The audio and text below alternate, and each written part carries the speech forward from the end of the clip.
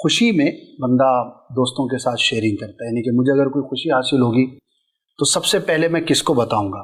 ماں باپ، بہن بھائی، اور ان کے ساتھ ہی جو میرا قریب ترین دوست ہوگا اسی سے میں شیئرنگ کروں گا نا۔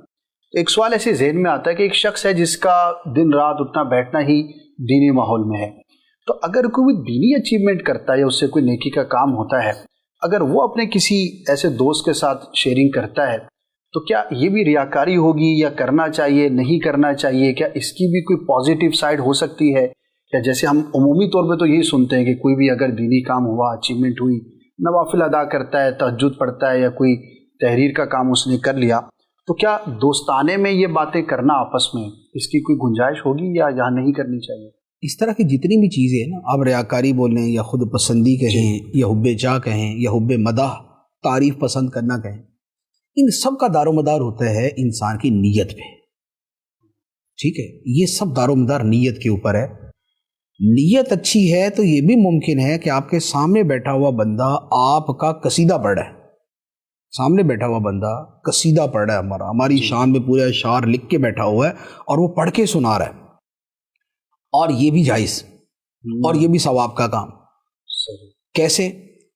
پڑھنے والے کی نیت جو ہے وہ یہ ہے کہ وہ دوسرے مسلمانوں کو اس نیک شخص کی طرف مائل کرے تاکہ وہ اس سے دینی فائدہ اٹھا سکے، اور یہ جو سننے والا ہے جس کی تعریفیں کی جا رہی ہیں، یہ اس لیے سن رہا ہے کہ اس کی وجہ سے لوگ اس کی طرف مائل ہوتے ہیں، تو یہ اس کی بات ان کو زیادہ، ان کے لیے زیادہ مؤثر ثابت ہوگی، زیادہ اثر کرے گی۔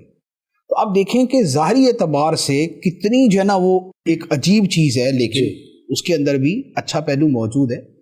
تو ریاکاری اور حب جاہ یہ جتنی چیزیں ہیں، ان میں ہر ایک کے ساتھ کوئی نہ کوئی پازیٹیو پہلو جڑا ہوتا ہے، یعنی کہ نیت سے اس کا فرق ہو جاتا ہے۔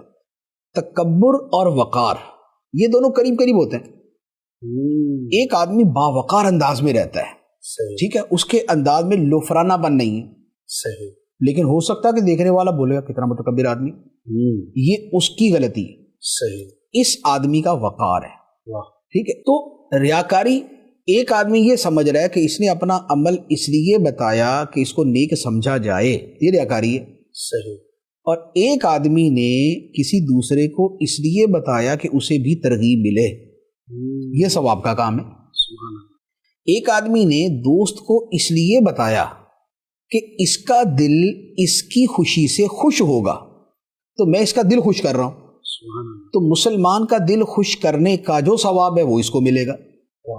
ٹھیک ہے، ایک آدمی نے دوسرے کو اپنی خوشی اس لیے بتائی کہ اللہ نے اسے نعمت عطا فرمائی ہے، اور اما بنعمت ربی کا فحدث، اپنے رب کی نعمت کا چرچا کرو، تو یہ کہہ رہا ہے کہ میں تحدیث نعمت کے طور پہ کہ خدا نے مجھ پر یہ نعمت فرمائی ہے، میں اپنی اس نعمت کے بیان کے طور پہ کہ میرے رب کا مجھ پہ یہ کرم ہے، میں اس طور پہ بیان کر رہا ہوں۔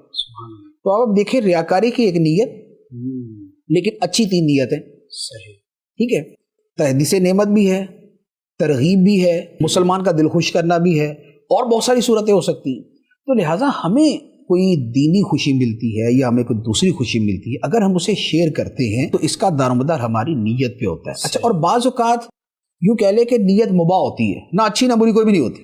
صحیح، شیئرنگ جسٹ فار شیئرنگ، کسی آدمی کے جو ہے نا حج کر کے آیا، اب وہ حج کا تذکرہ جو کر رہا ہے، نہ وہ ریاکاری کے لیے کر رہا ہے، نہ وہ تحدیث نعمت کے طور پہ کر رہا ہے، ایسا تذکرہ کہ وہ کر رہا ہے، تو یہ بھی صورت ہو سکتی ہے۔ تو بہرحال خوشیوں میں دوسرے کو شریک کرنا یہ زیادہ تر پازیٹیو چیز ہوتی ہے۔